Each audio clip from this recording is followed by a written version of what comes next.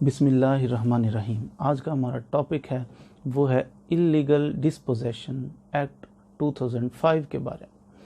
अगर कोई शख्स किसी दूसरे की प्रॉपर्टी पर कब्ज़ा कर ले, उसको बेदखल कर दे, डिस्पोजेस कर दे, तो उसके लिए स्पीडी रेमेडी जो हमारे कंट्री में पाकिस्तान में मौजूद है वो यही है, इल्लीगल डिस्पोजेशन एक्ट 2005।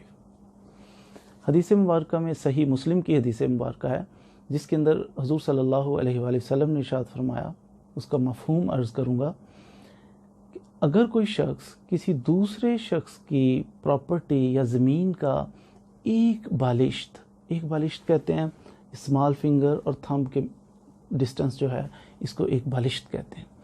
जो कोई किसी दूसरे की एक बालिश्त ज़मीन पर कब्ज़ा करे, कल बरोज़े क़यामत उसको 7 ज़मीनों का तौक बना के उसके गले में डाल दिया जाएगा। ये बहुत अज़ियत वाली बात है। जिस इंसान के अंदर थोड़ा सा भी ईमान हो, वो कभी भी दूसरे की प्रॉपर्टी को ग्रैब करना, उसको पोजेशन में लेना, किसी बंदे को डिस्पोजेस करना, इसका सोच भी नहीं सकता।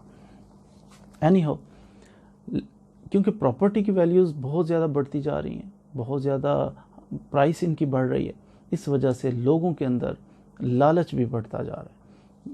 इस लालच बढ़ते हुए लालच की वजह से एक लैंड ग्रैबर्स का ग्रुप हमारे सोसाइटी में आम होता जा रहा है, जो लोगों की ज़मीनों पर कब्ज़े करते हैं, जो झूठे दावे और इन मामलात में उलझा लेते हैं, लोगों को परेशान करते हैं। इन चीज़ों को देखते हुए, क्योंकि स्टेट की जिम्मेदारी है कि मुल्क के अंदर जो गरीब हैं उनकी हेल्प करनी है, उनको भी सिक्योरिटी प्रोवाइड करनी है, उनकी प्रॉपर्टी को सिक्योर करना है। हमारा कॉन्स्टिट्यूशन भी ये प्रोवाइड करता है कि राइट ऑफ प्रॉपर्टी जो है वो प्रॉपरली सिटीज़न को देनी है। तो इसको मद्देनज़र रखते हुए एक स्पीडी रेमेडी कि अगर कोई आपकी ज़मीन पर कब्ज़ा करे, आपकी प्रॉपर्टी पर कब्ज़ा करे, तो आपको क्या करना है। सिविल सूट फाइल करेंगे, कब्ज़ा वापस लेने के लिए महीनों और सालों लग जाएंगे। तो उसका हल ये है कि आप इल्लीगल डिस्पोजेशन एक्ट 2005 के अंडर आप एक कंप्लेंट फाइल करें। ये एडिशनल सेशन जज साहब इसको एंटरटेन करेंगे, उनकी अदालत में आपने फ़ाइल करनी है। तो इल्लीगल डिस्पोजेशन एक्ट, ये जब कोई बंदा इसकी कंप्लेंट फ़ाइल करता है कि फ़लाँ शख्स ने मेरा जायज़ कब्ज़ा जो था उसको छीन लिया, मुझे डिस्पोजेस कर लिया। अब कोर्ट क्या करती है, कोर्ट इसको विद इन डेज डिसाइड करने की पाबंद है, स्पेसिफाइड पीरियड है। सबसे पहले कोर्ट जब ये कंप्लेंट फाइल करता है, दूसरी पार्टी को नोटिस होते हैं, साथ पुलिस को भी इन्वेस्टिगेट करने के लिए टाइम दिया जाता है कि 15 दिन के अंदर अंदर इन्वेस्टिगेट करें और इस मैटर के ऊपर रिपोर्ट सबमिट करें कोर्ट के अंदर। पुलिस का काम है कि 15 दिन के अंदर इन्वेस्टिगेट करके वाइंड अप करके एक रिपोर्ट कोर्ट के अंदर जमा करवाए। फिर उस रिपोर्ट को भी कोर्ट देखेगी, एविडेंस जो कोर्ट के अंदर प्रोड्यूस की जाएगी उसको भी देखेगी, और कोर्ट भी बाउंड है कि विद इन 60 डेज वो आपकी कंप्लेंट का फैसला करे। तो ये 60 दिन के अंदर अंदर अदालत ने भी फैसला करना।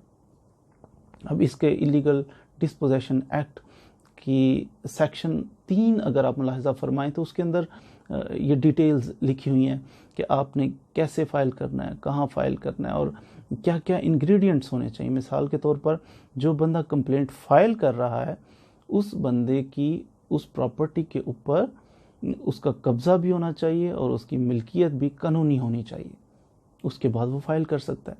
जो बंदा इलीगली डिस्पोजेस जिसने किया, जिसके ख़िलाफ़ हमने केस फाइल किया, उस बंदे का ये साबित होना चाहिए कि उस बंदे ने हमारी प्रॉपर्टी के ऊपर या तो वो पहुंच गया या हमारी प्रॉपर्टी के अंदर दाखिल हो गया।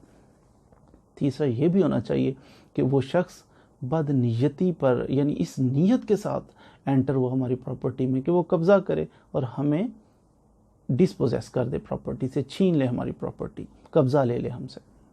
तो ये इंग्रेडिएंट्स पूरे होना बहुत ज़रूरी। अगर कोई बंदा ये साबित कर देता है कि इस बंदे ने मेरी प्रॉपर्टी इलीगली स्नैच कर ली, कब्ज़ा ले लिया, तो इस सूरत में, अब केस साबित होने की सूरत में, उसको 3 साल तक सज़ा हो सकती है या उसको जुर्माना भी किया जा सकता है। इसके साथ साथ जो बंदा कंप्लेंट फाइल करता है उसके लिए कोर्ट ये आर्डर कर सकती है कि ज़ाब्ता फौजदारी की सेक्शन 544A के तहत कि इस बंदे को इतनी अमाउंट, क्योंकि इसने सफ़र किया, इसको मेंटल टॉर्चर हुआ है, इसने फ़ीस पे की होगी, ये अदालतों के चक्कर लगाता रहा है बिला वजह, तो जो मुजरिम है वो इतनी अमाउंट इस बंदे को पे करे।